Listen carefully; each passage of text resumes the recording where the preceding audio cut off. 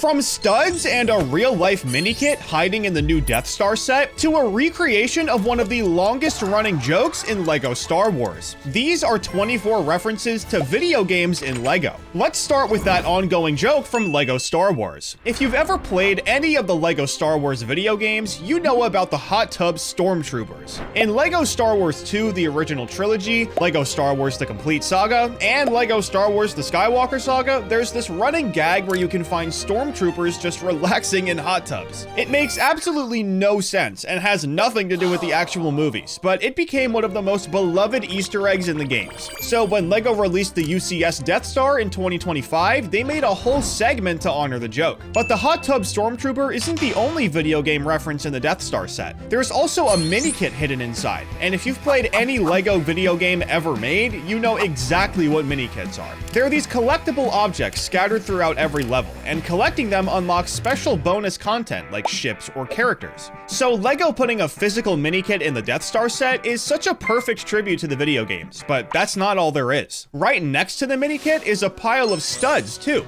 Now obviously studs are a thing in regular LEGO, but in the games they're used as a currency, and every color is right here in this pile. But it's not just the Death Star. The Arkham Asylum set has them too. They're sitting in a dumpster on the outside of the set. And I don't know about you, but there's no way I'd ever throw out a purple stud. Anyways, continuing with LEGO Star Wars games, the Skywalker Saga actually references the LEGO Star Wars games that came before it. You can find posters advertising older LEGO Star Wars games in a bunch of different levels. There's one for LEGO Star Wars 2 in A New Hope, and on Naboo, you can find one for LEGO Star Wars the video game. But the Skywalker Saga has another Easter egg that's even weirder, and it connects back to a physical LEGO set. In the 2018 Star Wars Advent Calendar, there was this random minifigure of a snowman wearing a Rebel pilot's helmet. At the time, it just seemed like a holiday-themed figure that didn't make any sense in the Star Wars universe. But 4 years later, when the Skywalker Saga came out, the game developers used the design in a cutscene for Obi-Wan's Force Ghost on Hoth. It's the complete opposite of what usually happens, because this time, the set inspired the game. But sometimes, LEGO references video games that are completely random, and LEGO Lord of the Rings has an Easter egg that pays tribute to Assassin's Creed. In the Assassin's Creed games, whenever you jump off something really high and perform a leap of faith, you hear this iconic eagle screech sound effect. It's one of the most recognizable sounds in all of gaming, and in LEGO Lord of the Rings, there's a certain spot you can jump off of and hear the exact same sound effect.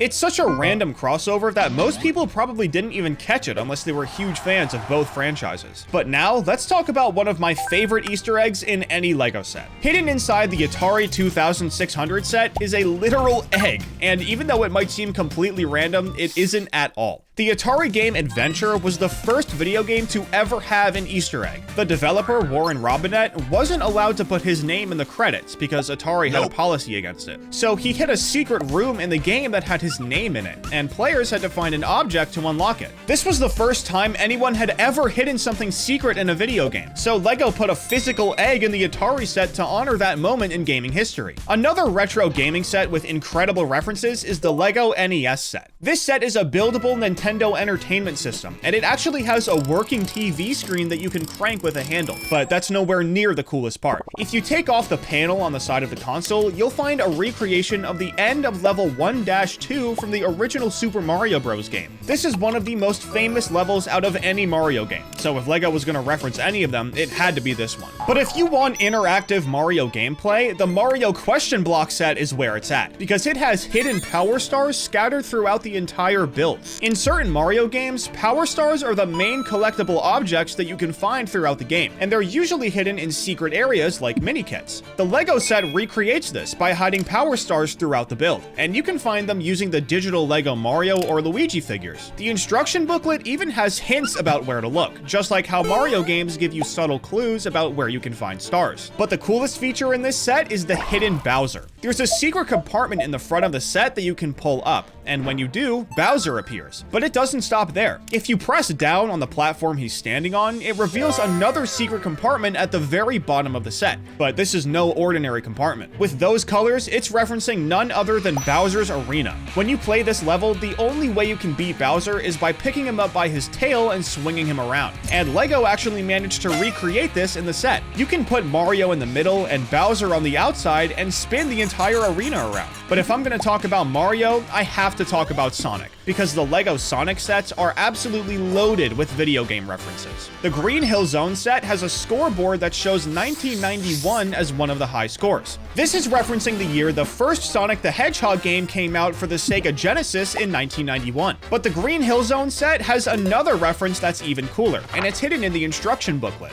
As you build the set, there's a progress bar at the bottom of each page showing how far along you are in the build. But instead of a normal progress bar, it shows Sonic running through the level as you make progress. But here's the best part. Whenever you finish building a bad nick enemy like a Moto Bug or Crab Meat, the little Sonic graphic loses his rings and they scatter everywhere. In the Sonic games, when you get hit by an enemy, you lose all of your rings and they fly out in every direction. So LEGO recreated that core gameplay mechanic in the instruction booklet, which is honestly hilarious and shows incredible attention to detail. Speaking of rings, the Shadow the Hedgehog set has 3 golden rings hidden inside the base of the set. You have to look underneath the base to find them, but they're sitting right there. Like I said before, when you get hit by an enemy, you lose your rings, but notice how you can't see them until you're losing them? That's why LEGO put them in the base. The rings are almost a part of you when you play, so having them on the outside wouldn't really make any sense. But that's not the only thing hiding inside the Shadow set. If you open up Shadow's head, you can find a Chaos Emerald. In the Sonic games, Chaos Emeralds are the most powerful objects in the entire universe. There are 7 of them in total, and collecting all 7 usually unlocks a super form that makes you invincible and lets you fly. For Shadow specifically, Chaos Emeralds are his entire source of power. He was created in a lab on the space colony Ark using the energy from a Chaos Emerald, and he can use them to warp through time and space. His entire game, Shadow the Hedgehog, revolves around collecting Chaos Emeralds to unlock different endings. So LEGO putting one inside his head makes a lot of sense for his character. But there's one more thing inside Shadow's head, and that's a little red crab called Crab Meat. Crab Meat is one of the most iconic badnik enemies in Sonic history. It first appeared in the very first Sonic game back in 1991, and it's been showing up in Sonic games ever since. It's not a particularly dangerous or threatening enemy, it just walks back and forth and shoots little energy balls at you. But it's memorable because it's one of the first enemies you run into in the Green Hill Zone. Another Sonic set with incredible references is the Team Sonic Command Truck set. Inside the truck, there's a TV screen showing the Chow Garden from Sonic Adventure.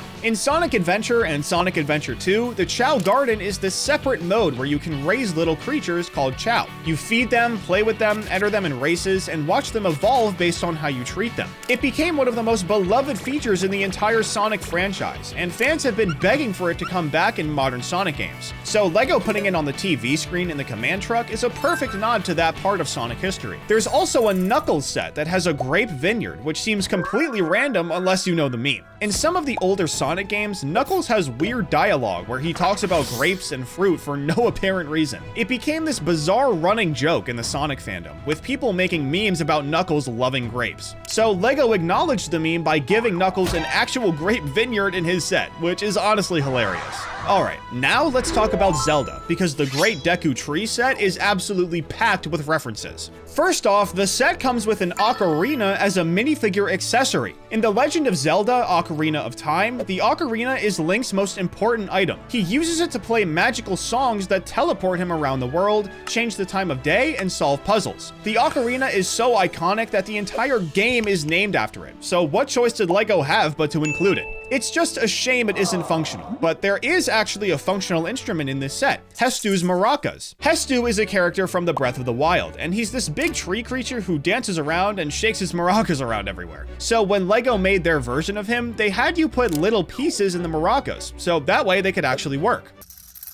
The Deku Tree set also has yellow circles arranged in a specific pattern on one of the walls, and these represent the musical notes to Saria's song. In Ocarina of Time, Saria's song is one of the most iconic and emotional melodies in gaming history. Link learns it from his childhood friend Saria before he leaves for Kokiri Forest, and the song becomes a way for them to stay connected, even when they're far apart. If you know the song, you can recognize the note pattern immediately, but right next to it, there's a gossip stone. In Ocarina of Time, gossip stones are these mysterious objects scattered all over Hyrule that give you hints and secrets if you play the Song of Storms near them. So LEGO packed multiple Ocarina of Time references into one small section of the set. And remember, they gave you the instrument to play the song too. The Deku Tree set also bridges the gap between old and new Zelda games by including a Sheikah Slate. This is from the Breath of the Wild, which came out in 2017. The Sheikah Slate is Link's main tool throughout the game. It's basically a magical tablet that lets him use abilities like creating bombs, freezing objects in time, and taking pictures to catalog enemies and wildlife. It's one of the most important items in Breath of the Wild, so including it alongside Ocarina of Time references shows that LEGO is honoring both classic and modern Zelda. But now, let's talk about the Pac-Man set for a second, because there's a really cool fact about it that you might not know. Pac-Man's iconic yellow color was actually based on classic LEGO yellow. When the original Pac-Man arcade game was being developed in 1980, the designers were trying to find the perfect shade of yellow for the main character. They wanted something bright and instantly recognizable, and they ended up choosing a yellow that was inspired by LEGO. So Pac-Man's color is literally a tribute to LEGO. And now LEGO has made an official Pac-Man set, bringing everything full circle. But now let's talk about the Fortnite Mecha Team Leader set, because there's a really small reference hiding here that most people probably don't know about. This set comes with a minifigure that has a special printed tile, and that tile is actually an emote from Fortnite. Obviously, most emotes in Fortnite are dances, but this one comes from an event all the way back in 2019. In the event, the Mecha Team Leader fought the Devourer, and because of how big of a deal it was, Fortnite put emotes in the shop for people to purchase. All they were signs supporting either Team Mecha or Team Monster, but since LEGO has a tile supporting Team Mecha, they kind of accidentally referenced the emote.